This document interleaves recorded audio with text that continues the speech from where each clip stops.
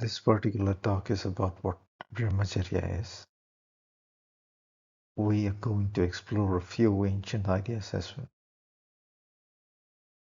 As I've been saying in the previous talks I uploaded on this channel, the world DNA exists, and the world DNA and its appearance across domains is renewing.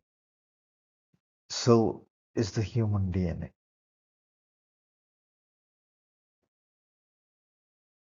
The DNA appears in view near the 0 point. The world machine is what is labeled Brahman. The word Brahman occurs in Brahmacharya.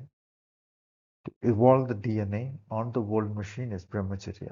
Brahman movement is a possible breakdown of the word. Charya means movement in alignment with and so on.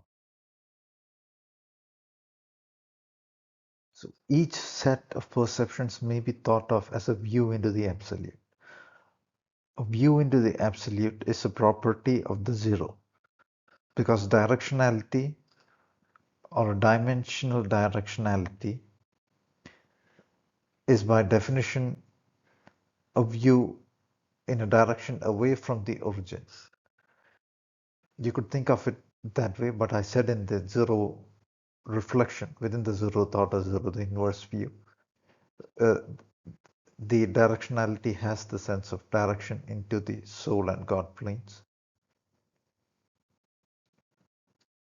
So at each of the nth order, there exists a set of perfections. Like at the heart, there is a set of perfections. At the brain, there is reasoning. At the heart, there is bravery and other perfections that religions talk about, and so on. These perfections are become a natural state because the DNA is an is an end code, and it has to be evolved holding the vectors across the n zero points, and thus evolving out a structure in the n sphere, and its structuring is also dependent on the n axis. Perception of the awareness having the perception of the n axis and structuring of the n spaces and cubes, so to speak. So this leads to the ancient idea of the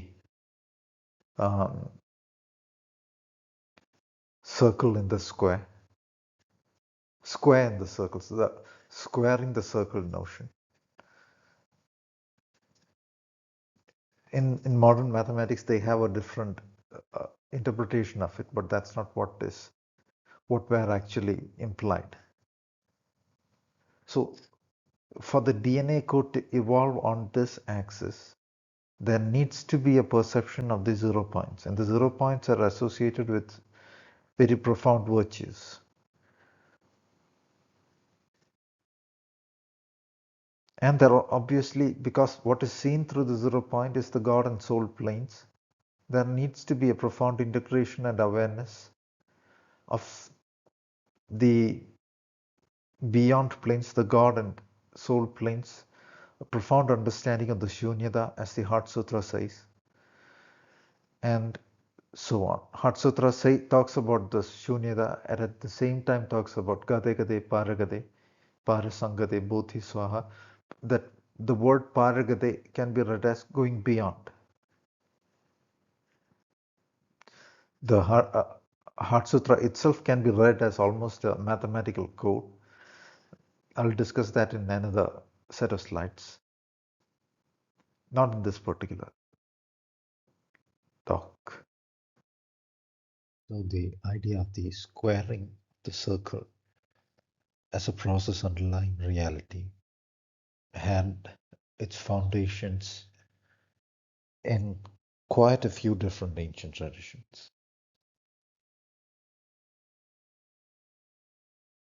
You need to discuss this diagram, but we'll stick to the major thread of the topic. There's a description given in Latin, and if you have not studied Latin, there is the French in bracket. that would be necessary to explore hypermethyltransmission. I mean, uh, understanding of Latin would be needed to read those ancient alchemical things, ancient as in a few centuries old. So, N-sphere evolution perception is needed. It is the whole of the nervous system and the body as different aspects of N-sphere evolution. It is those spins, projections, and all those things that we perceive as different aspects of the human body evolution.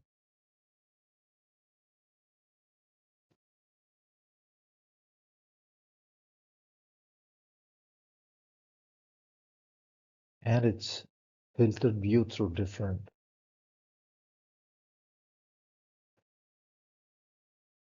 dimensional 0 points and the associated collapse factors and the underlying perception endowing the sense of color and so forth.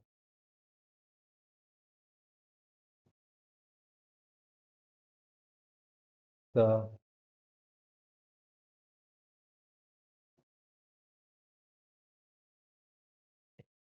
next, go ahead with this slide. That was the view of ancient traditions. Like the sensation of a color is not the geometry itself, but what is unveiled by that particular form and dynamics of the geometry. Because color, in a sense, is meaning. It is existing within the soul aware mechanism, that particular awareness that is observing the phenomenon. So all that needs to be aligned to the zeroth order zero to generate that profound, seamless sense of what is beyond through phenomenon, holding phenomenon, and in the Zen sense, inverting it into the zeroth order zero sphere, which being a mathematical structure allows that inversion process and perception of the reality within the nth sphere as the world reality. Therefore, the vectors point toward the yes, unveiled sensation of the God planes, soul planes. Uh, Therefore, the usage I undertake here of vectors pointing toward the soul of God. There needs to be a profound understanding of the dharmic impulse in the Vedic sense of what action is to be done, of what is to be engaged in.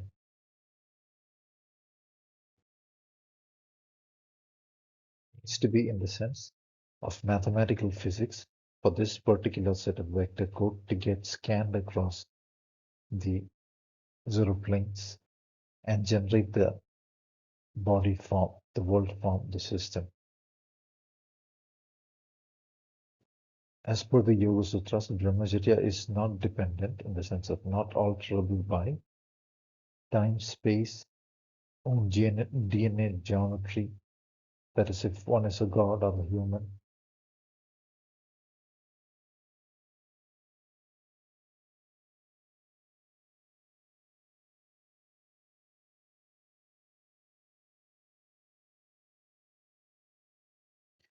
I'll just read this out.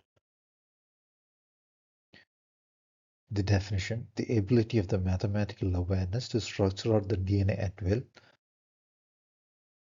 which again is a function of the operators and form dynamics of the N0 and the N-axis, which by the aforementioned operators generating operator set, which by the aforementioned operations generating operating set, projectioning, rejectioning, and superpositioning spaces across n and n minus 1 spaces down to the mathematical zeroth order zero. The awareness thus holding the universe space purely in own awareness, devoid of any idea, that is not the functioning of own awareness in structuring the mathematical vector space of perception hyperproduct generating system.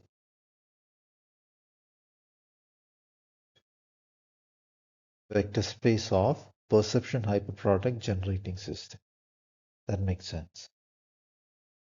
Of course, I wrote this down, but I'm reading it after a few minutes.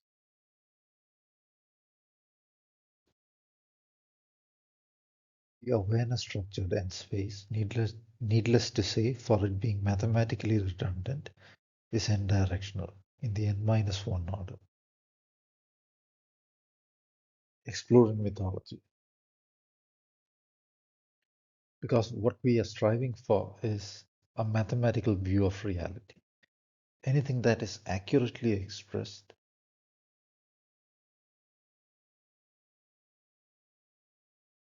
is, if accurate in the pure sense of the term, a mathematical expression. But then why explore mythology? I'll read this quote. There is something feeble and a little contemptible about a man who cannot face the perils of life without the help of comfortable myths.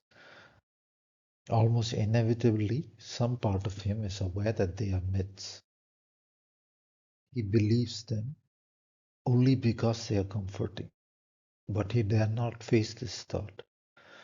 Moreover, he is aware, however dimly, that his opinions are not rational. He becomes furious when they are disputed.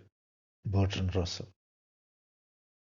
Okay, we'll keep aside the mythology aspect for the last few slides and discuss a few ancient artifacts, the symbolism found on a few ancient artifacts.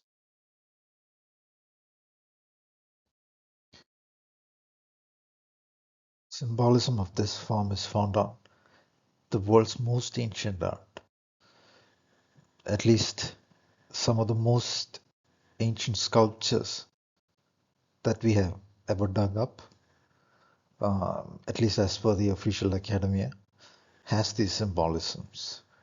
We'll explore these symbolisms a bit.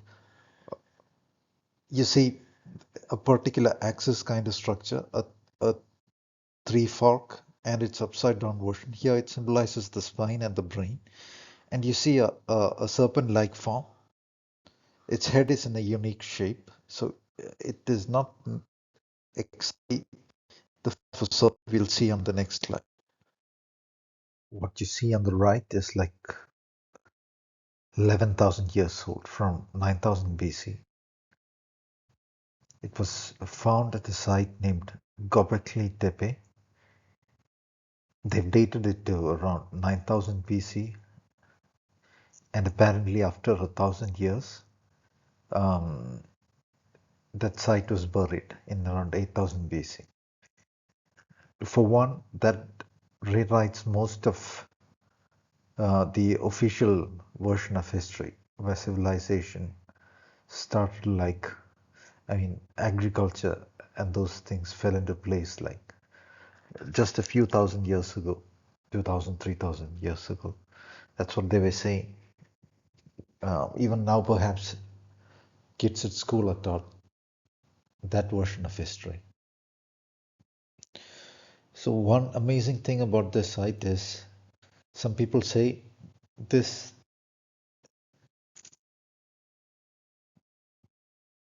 this particular site was apparently buried after um, 1000 years by humans, not by natural causes. That's what some say. I do not know. Why would somebody do that? Build all this and then bury? Um, these are like a lot of the structures there are like pillars arranged in configurations, and then you find these sculptures on them, art. Um, so again, to do this, there need to have already been a level of sophistication achieved. among the people who did it. So civilization did not start when people made these rather sophisticated structures. What you see on the pillar is similar to what you saw on the previous slide, and it is not a snake. That stone, the stone you saw in the slide before the previous, that is from Göbekli Tepe as well, apparently. Um, if you can uh, see this, what you see as, like I said, what you see as the trifold structure is symbolic of the human axis. And then you see a structure on the left that is similar to what we saw on the pillar in the previous slide. The trifold structure is shown in its two dynamic aspects, upward movement and downward movement.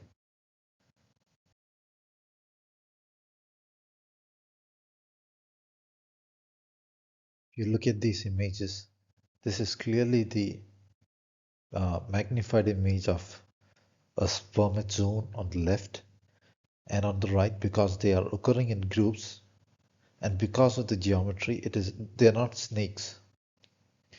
What these are, and I mean the whole structure as a whole, what they were made for, and what they were attempting to convey, at this point, from the data available, we can only make guesses.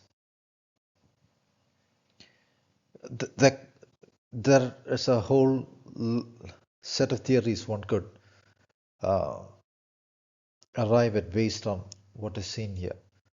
One could argue it could be some kind of alien attempt to preserve something.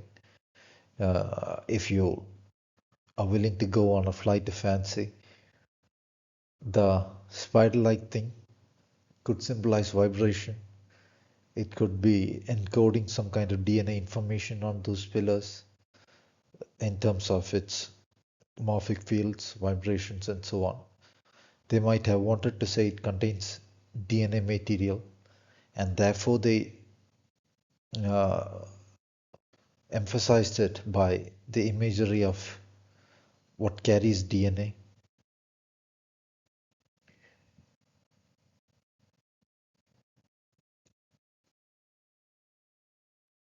This particular artifact is again from around 9000 BCE, that is around 11,000 years ago, and from a site named Nevali Chori. That's the way they pronounce it, apparently. Uh, Again, what you see here is not a snake. That that is going to be obvious in the next slide. This is depicted on a human head, apparently, on the backside of a human's head. If it's the backside of a human head, apparently, from uh, what is uh, what can be gathered from this imagery, it is as if going up the spinal space and reaching the head space. And what you see there is clearly the anatomy of a spermatozoon.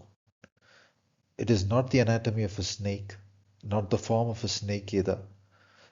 So there also again emerges the question of how could people in 9000 BC, 11,000 years ago, have seen what can only be seen by the human eye with the aid of instrumentation, such as a microscope.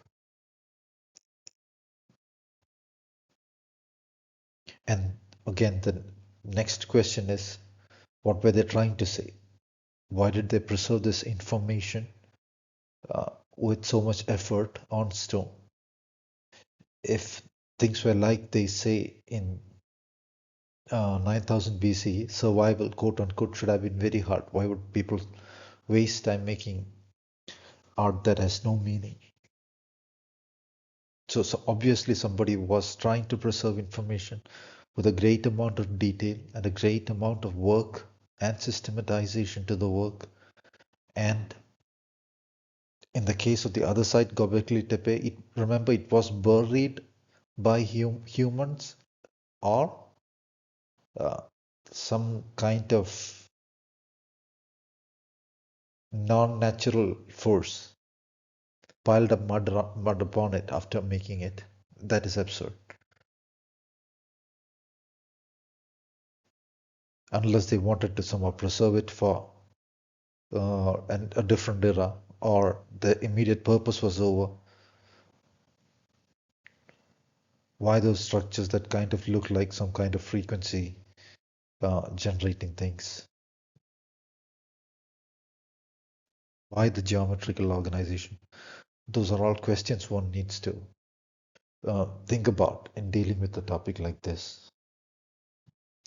Now back to what we see here.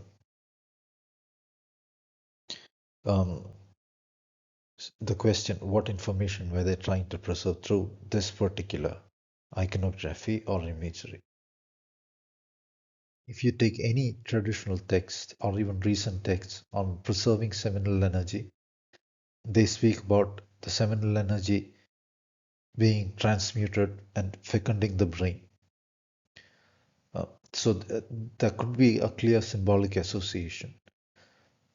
The idea existed in virtually every ancient tradition on earth, be it Chinese, Indian. The Western traditions had the idea. Recent authors, both Western and from the East, just like 40 or 50 years ago, were speaking of the same ideas.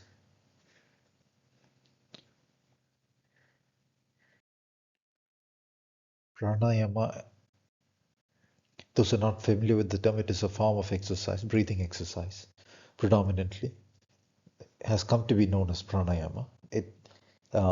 In the ancient days, it had to do with the study of the mathematical study of the system, along which awareness animated itself as well, in addition to other aspects of it. So, pranayama, as it is understood in the present day, mm, the purpose of the exercise includes the transformation of energies and the fecunding of the brain. So the DNA vectors are evolving, a new set of DNA vectors are forming the brain. That is what is somehow occurring.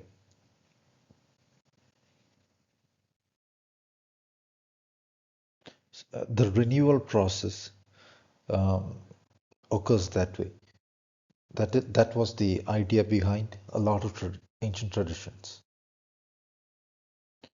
The fount of immortality, so to speak, they say is within the body.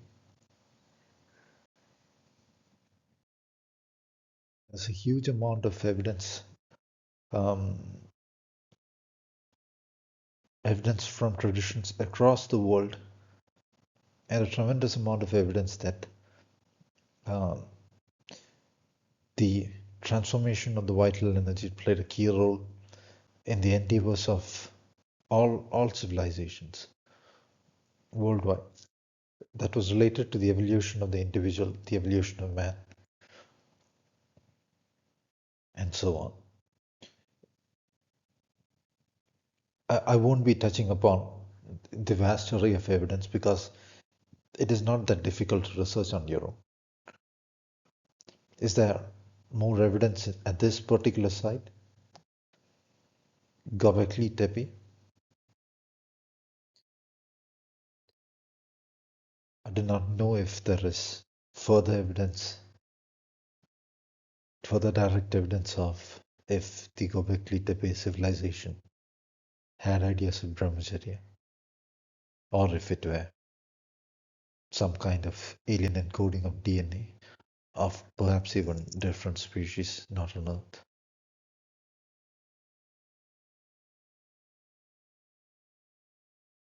Anyway, that statue looks kind of lonely to me.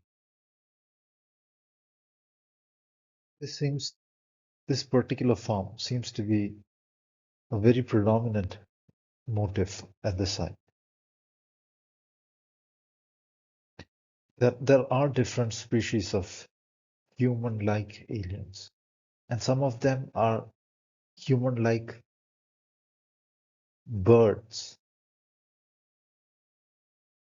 I do not know how to say it, but I'm serious.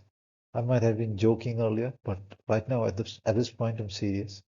So they have there are different species of them. One which I have interacted with has I cannot call them arms or I cannot call them wings.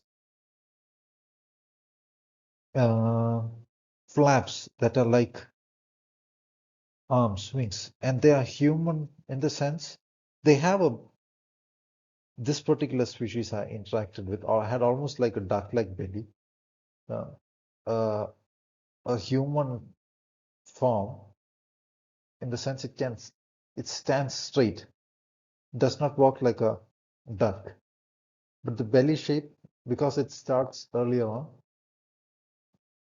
almost right below from the throat, slightly chest, slightly far higher from the chest than average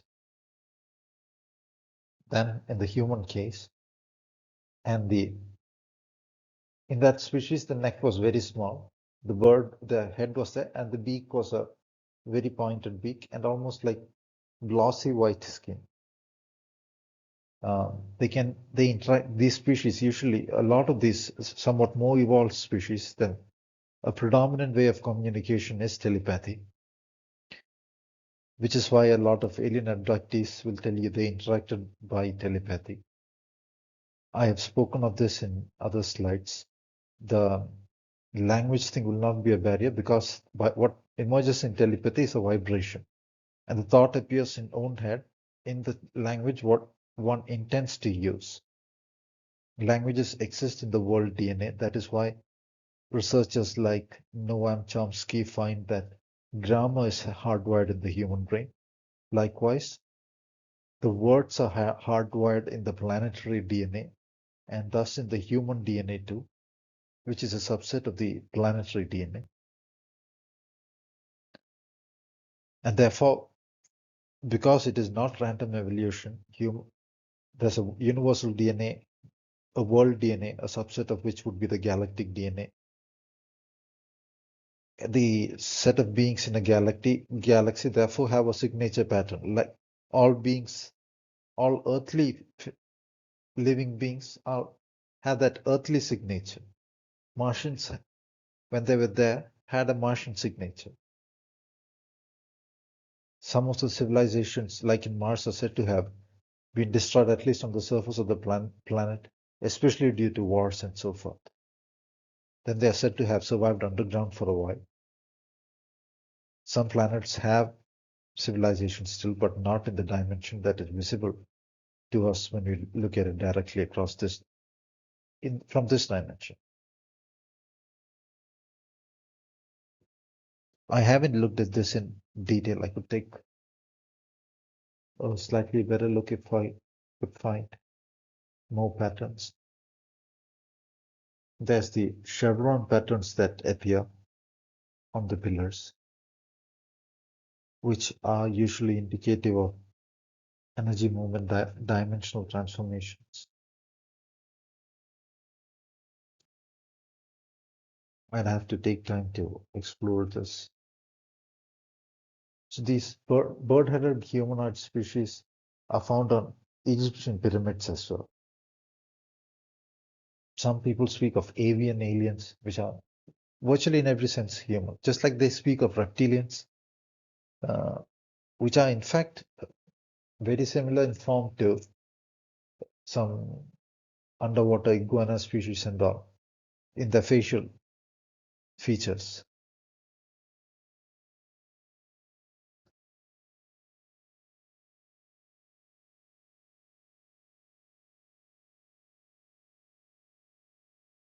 This particular set of artifacts suggests transformation of energies. The chevron symbol is used as symbolic of transformation of energies and indicating the direction of movement of energies. On the right statue, it is going down to the zeroth order 0 point, which indicates anchoring. There is obviously the rising aspect also involved when energies are transformed. Uh, so, in a mathematical sense, they indicate conjugate spaces which need to be multiplied when a higher order information space or dimensional space is formed, and also the nature of projectioning that involves the generation of this kind of mathematical geometry. You will find this particular symbol occurring amongst these ancient civilizations or these so-called primitive civilizations. It is very difficult for anybody rational to say a totally primitive civilization could have made these. It seems these were preserving information for humans. When I do the lecture 8 in the Yoga Sutra talk series, I'll discuss an example I've seen where what looks as if made by primitive man, I have uh, seen indisputable evidence were done by an alien civilization. But not here because basically the topic is different and I have not researched this particular site in detail. I included these series of images to discuss the topic of Brahmacharya. So let's try to more or less stick to that topic. Though some of these ideas that I mentioned are relevant, like the idea of the chevron and so on, to the discussion at hand, very profoundly relevant as well.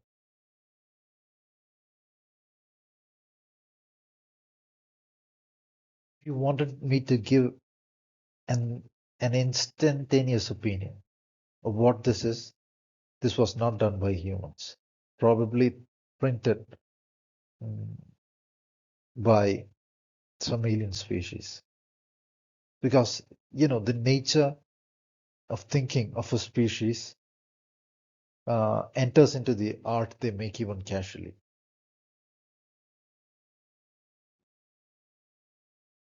The symbol that you see there indicates um,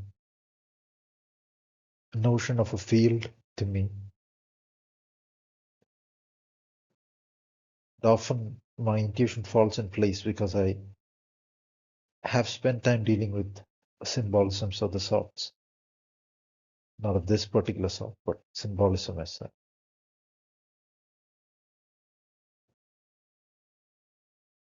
Perhaps some kind of morphic field or something is suggested. Anyway, let's go on to the next slide.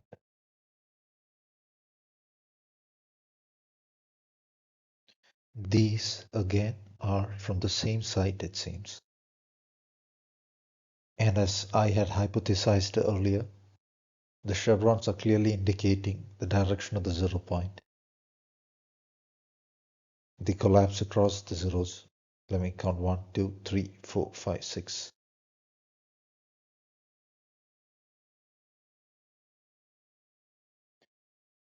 If you listen to one of the earlier videos that I uploaded on this channel, including the Yoga Sutra talk series, talk number 1,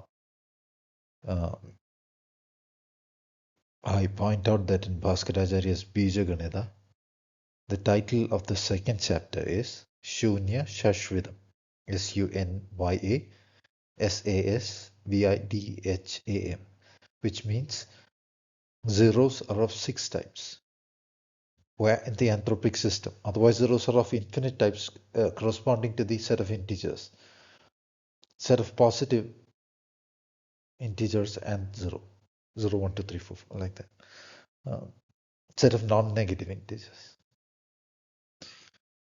Their formulation, the way they form the number system is not ideal. I'll talk about it later.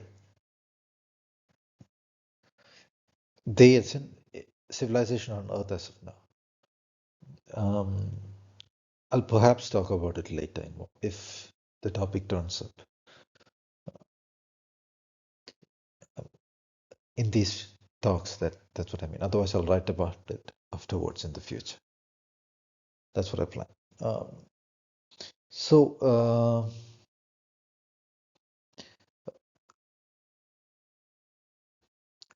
the anthropic system is abstracted here, and the major spaces of transformation, the 0 points, are abstracted by the chevrons, the heads, the pointed point of the chevron that is at the 0. So there's a phenomenon on Earth in which people separate the spiritual evolution of man and technology. Um,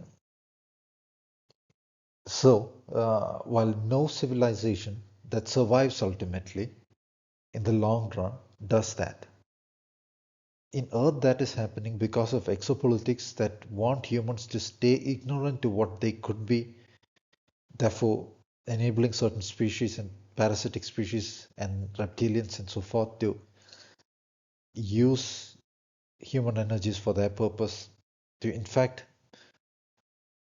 be behind the scenes and on the stage without people knowing they are, um, and leverage all the resources of Earth. Plus, there are aspects to it, like the reason why they're attempting to bring in um, the plugging of humans into a virtual reality um, space network, of which there exists already invisible layers manipulating and controlling humans, why they attempt to edit out the human DNA and so forth. All those are related to manipulation, both for occupying the human space, human forms being taken over, uh, the planet being taken over as a whole. Human ideas are getting completely destroyed. Humans are being taught all their hopes lies in technology, and the human has no way to evolve. Even the very idea that the human can evolve, grow, people are taught by formal education to laugh at and ridicule for their own destruction so that they can be controlled. If you look at the more advanced alien species, every single alien species knows there are profound aspects to reality. Even for their abduction, they do not just collect a hair cell or some DNA sample to, if they want to engineer a mixed cross offspring, they go the natural route because they think that is the ideal path.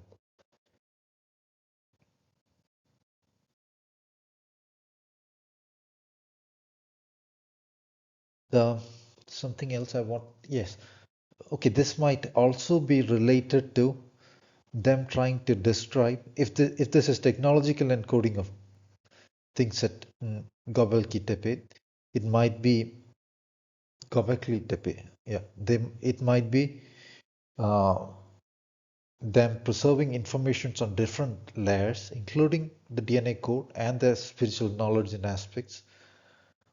It might also be them speaking of the way to evolve out the code, that there is layered encoding. Um,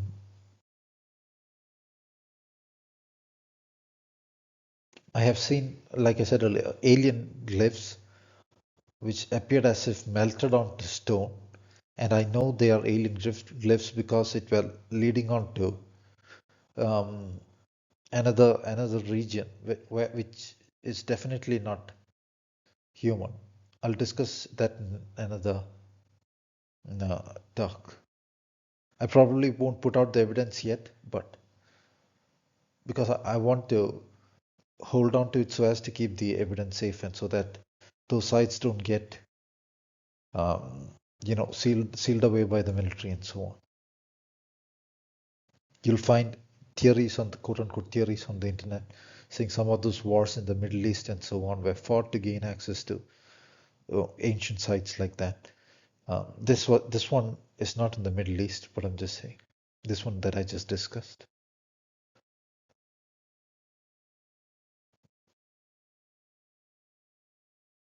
So either way, there is an evolution of the DNA code and the information in the spermatozone across the 6 spaces,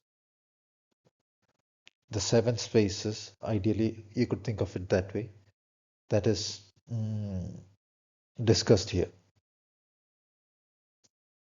The 6 and 7 are associated with the chakra systems, right?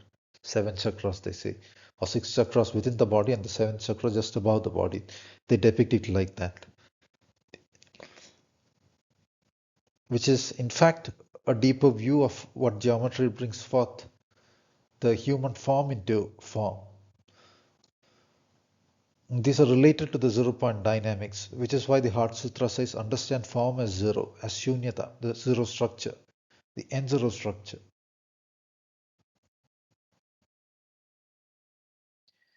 If you had listened intently when I was discussing the N square and the N circle as the foundation to vortexes, reading this wouldn't be difficult.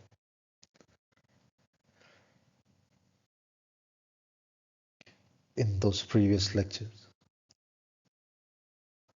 So you see the circle, the square, and the triangle, which indicates the direction of energy evolution, as predominant symbols here.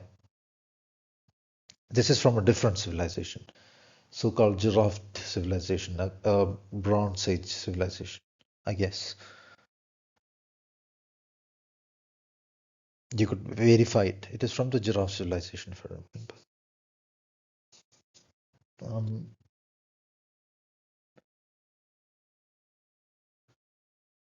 Chevron-like artifact appearing on the top right, third symbol from the right. Those are very profoundly associated with the world mathematics, the mathematics of the underlying world machine.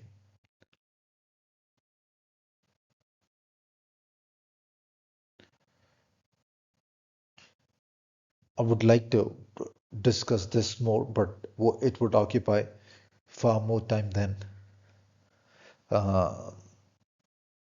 would be ideal if we had to stick on the topic.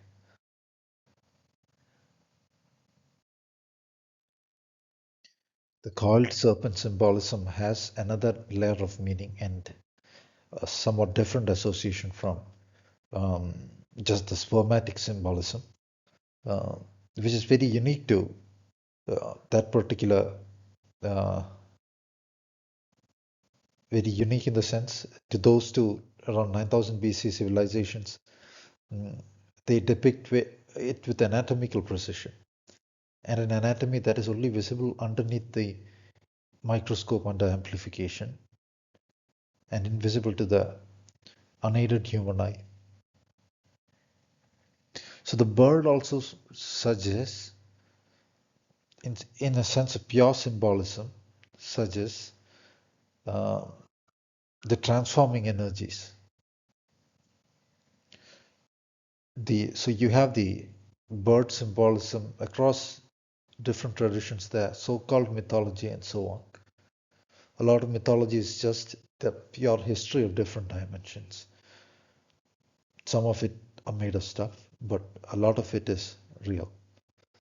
Like even they used to say Troy was mythology, I guess, till they found some site, which they again say it was probably Troy. They say Atlantis was mythology. Plato, Socrates, everybody was speaking of it as real. Probably it was real. They were not dumb people. Traditions across the world have memories of a world before a flood, when continents sank under the ocean, catastrophic changes, and so forth. There can also be timeline flips. Timeline flips can be engineered when these awareness levels of people are brought down. When a timeline flip occurs, both the past and future alters, and the present, of course. In quantum physics, they speak of so-called retrocausality and so forth. The past can also, there's nothing in quantum physics that says the past is just one past. Like There are possibilities to the future when the wave function collapses. Right? So you could, like I have earlier described, think of it as a thread on a sphere, on a hypersphere, or just think of it as a thread. If you nudge it at one point, it changes at the future and past course of the string. So again, a higher order awareness is not scanning space at just one point in the projected set of possibilities. At one unit in the projected set of possibilities. It is not scanning at one unit in the projected set of possibilities. That's what I wanted to say.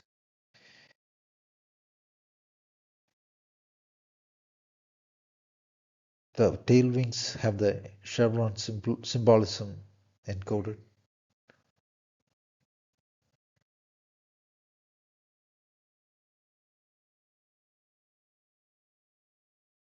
In Mahabharata, Ayurveda, Mahabharata is one of the world's oldest. In Mahabharata, Ayurveda, all you find this analogous symbolism expressed in words.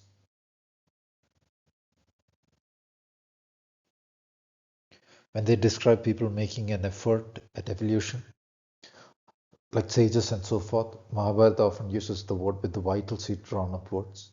You could research this on own.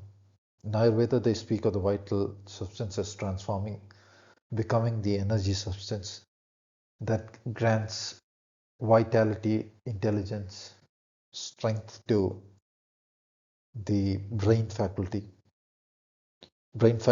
faculties like intelligence, the ability to understand things, um, vitality to the brain and appearance and so forth. This is easy to research on your own, so I will not be discussing this, giving a lot of examples from different sources and so forth. You could just use Google to research on your own. This is the Chinese word Jing, and entry from the Vanlin dictionary. It says energy, spirit, semen, seed, and so forth.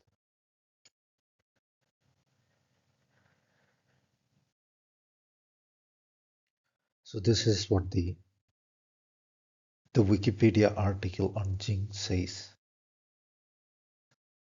Allocation: one is said to be born with a fixed amount of Jing. Prenatal Jing is sometimes called Yuan Qi, and also can acquire Jing from food and various forms of stimulation, exercise, study, meditation. Theoretically, Jing is consumed continuously in life by everyday stress, illness, substance abuse, sexual intemperance, etc. Prenatal Jing is very difficult to be renewed, and it is said it is completely consumed upon dying. Restoration. I'm just reading the Wikipedia article as it is at that portion. Jing is therefore considered quite important for longevity in traditional Chinese medicine (TCM). Many disciplines related to Qigong are devoted to the replenishment of lost Jing by restoration of postnatal Jing and transformation of Shen. In particular, Shen, the sound, can refer to the spirit. In the terminology of a different tradition, one could say the inner being, souls, something, a deeper aspect of the being held by the awareness and so forth. And the awareness of the awareness itself is included in that. In particular, the internal martial arts, Tai Chi Chuan, the circle walking of Baguozhang, and the middle path of Wu Xing He Qi Dao may be used to preserve prenatal Qing and build postnatal Qing. If performed correctly, ginseng, particularly Korean and Chinese, is said to bolster Jing. An early mention of the term in this sense is a 4th century BCE chapter called Neye, Inner Training, of a larger text compiled during the Han Dynasty the Guanxi.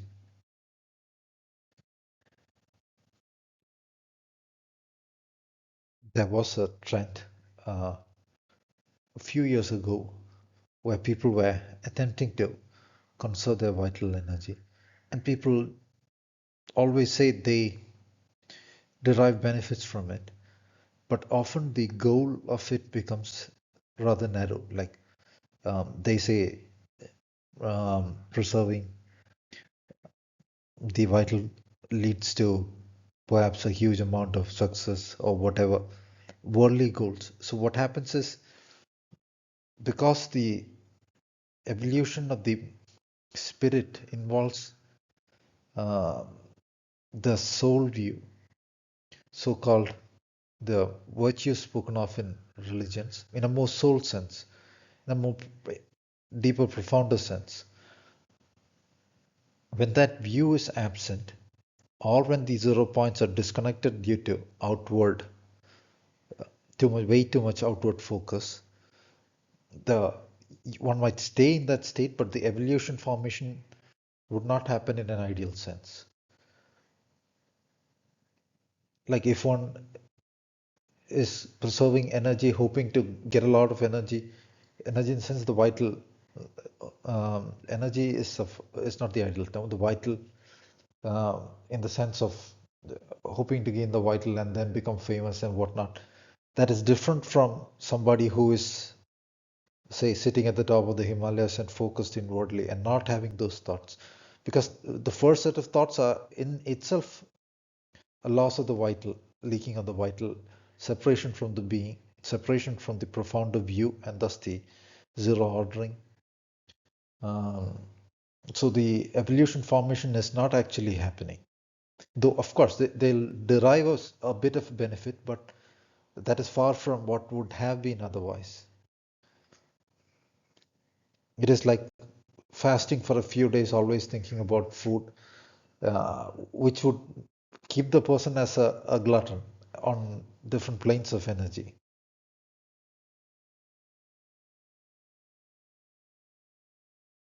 In ancient Indian traditions, because one of the world's largest bodies of knowledge, literature, uh, which speaks of a different era, is found amongst the Indian traditions. They often use the word Brahmacharya and the state of Brahmacharya to refer to those ancient kings who had families, who had children, and so forth. So, Brahmacharya, which is the evolution of the world information on own axis, and thus the evolution of the world axis as well, did not, as it often does today, refer to the state of being single alone.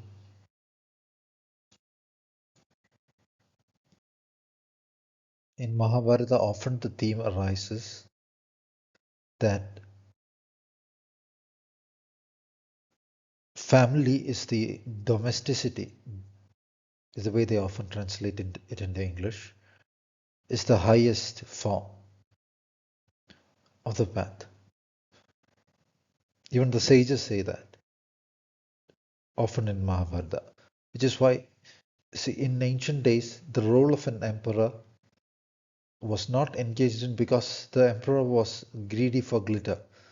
The emperor was often the most spiritual person and the most spiritually powerful person, one of the most spiritually powerful persons in the world at that era, which is why in ancient times, they, even in China, they had the term the son of heaven, which is why people wanted to willfully serve the emperor so that they could also evolve spiritually by serving the spiritual form of world evolution a very spiritually advanced being had set up.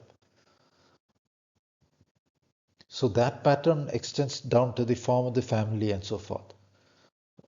The sages, when they advise the royal family, Also, often these emperors had the tendency to want to go to the forests or the mountains and take up a very intense spiritual form. So, in those situations, in the Mahabharata as well, one finds advice being given by the very best of sages that family is the highest mode, and also that one has to engage own dharma in the form of what one needs to do in the world. That is, dharma is sometimes translated by the word duty, but it arises from God planes, acts through the individual's soul planes in the form of own individual dharma, which that is, it appears uh, not in books, etc. It appears from beyond through the soul in the sense within, inside. And it is not of whimsical thought, but what is profounder, deeper, beyond world appearance and the whimsical nature of the mind, the emotions, and so forth. It appears from beyond that. You could, the example I often give is Beethoven wanting to make music arises as a dharma from inside. He knows that is arising from within. It is almost as if a force saying that is the right thing to be done, what is to be done, and so forth. Right, in the sense the very wholesome and beautiful function, right? Not in the narrow sense of this is right, that is not right, or enforcing some kind of uh, a narrow-brained set of ideas on everybody else and so forth. Not in that sense, but in a more universal sense. But the being itself is being driven. The path the being itself is being driven by that which is beyond, by that force arising from the God planes and so forth.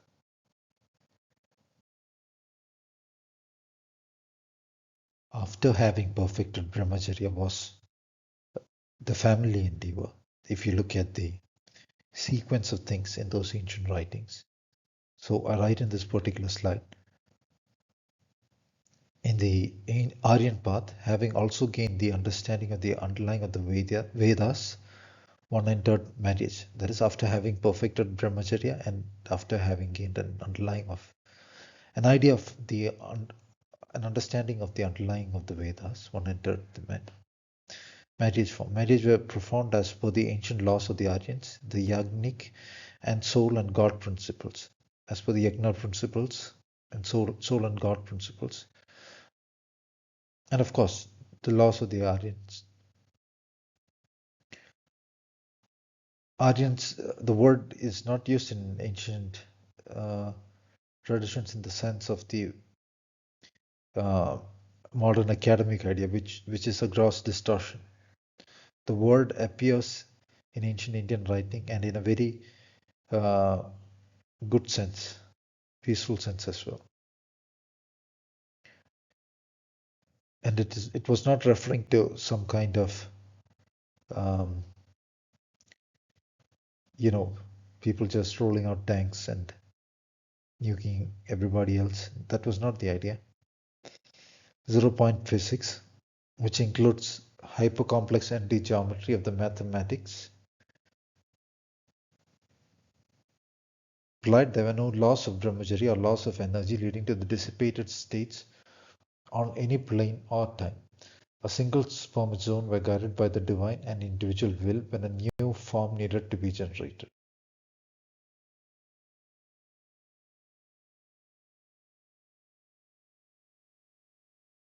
This is just a generated image, not of any real place.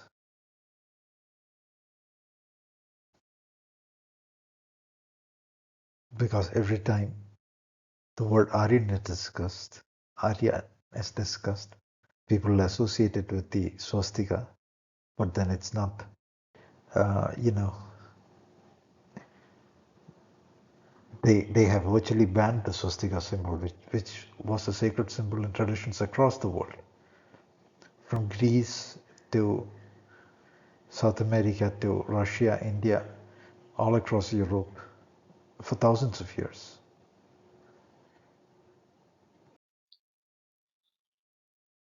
This is pure mythology in the sense you could argue it doesn't even exist. So there is this fabled Chinese town of Wanqing. The town is advertised as happy, but visitors, even without any guidebook, understand it's got a gateway to depression. But they often still believe the advertisement.